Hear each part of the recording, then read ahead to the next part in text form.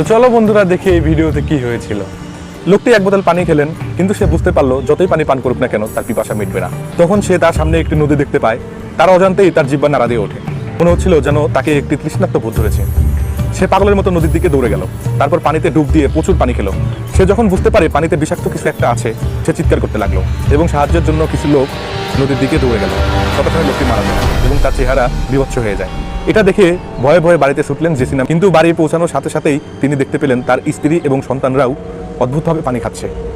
সে ভয় পেয়ে তাদের থামানোর চেষ্টা করলো, কিন্তু তারা পরের দিন দেখে পুরো এলাকার মানুষের একই সমস্যা। সবাই অদ্ভুত তৃষ্ণায় ভুগছিল এবং অবশেষে পানি পান করতে করতে মারা যাচ্ছিল। পুলিশ নদীর পানি পরীক্ষা করে, তাতে কোনো বিষ পাওয়া যায়নি। ছোট ছোট কয়েকটি পোকামাকড় ছিল। পুলিশ কি ঘটেছে তা বোঝার আগেই কেউ আবার পুলিশকে ফোন করে বলল এক পরিবারের একজন সদস্য বাথটবে মৃত অবস্থায় পড়ে আছে। বাথরুমে পৌঁছানোর পর তার মৃত ব্যক্তির দেহ থেকে ভয়ানক এক দৃশ্য দেখতে পায়। একজন লোক বাথরুমে মৃত অবস্থায় পড়েছিল এবং তার শরীর থেকে অসংখ্য অদ্ভুত পোকামাকড়